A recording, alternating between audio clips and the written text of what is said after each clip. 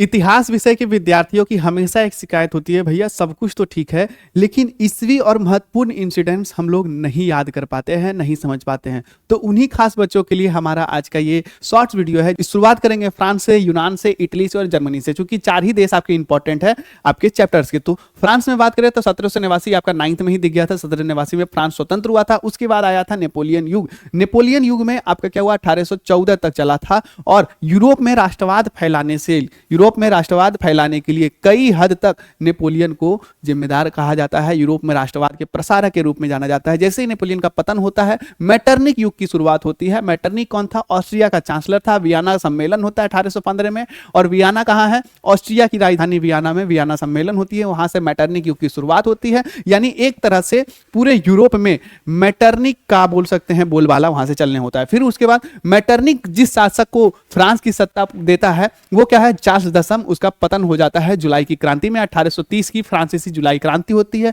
आगे बात करेंगे 1848 में फ्रांस की क्रांति। फिर लुई फिलिप का पलायन होता है। तो फ्रांस में 1830 में और 1848 में दो बार क्रांति होती है। 15 में वियना सम्मेलन होता है। आगे बात करेंगे इधर यूनान में। यूनान क्या है? आपके बोल सकते हैं यूरोप के लिए एक आस्था का भाव होता है। वो जो प्रदेश होता है, यूनान का जो क्षेत्र होता है, उस पर ऑटोमन साम्राज्य का आधिपत्य होता है। उसको छुड़ाने के लिए रूस, इंग्लैंड जैसे देश संधि करते हैं 1827 में ही। 1827 में ही संधि करते हैं और उसी संधि के जरिए क्या होती है, वो तुर्की पर आक्रमण करते हैं। और आक्रमण के पश्चात एड्रियानोपोल की संधि होती है, जिसमें कहा जाता है यूनान को स्वतंत्रता मिल गई, लेकिन कुछ अधिकार जो है अभी भी तुर्की के पास होते हैं, जिससे क्या होते हैं वहां से यूनान के लोग जो है असंतुष्ट रहते हैं। अंत में 1832 में यूनान पूरी तरह से स्वतंत्र राष्ट्र घोषित होता है। यानी एड्रियानोपोल की संधि आप बोल सकते हैं एक तरह से यूनान की स्वतंत्रता में बीजारोपण का काम करती है।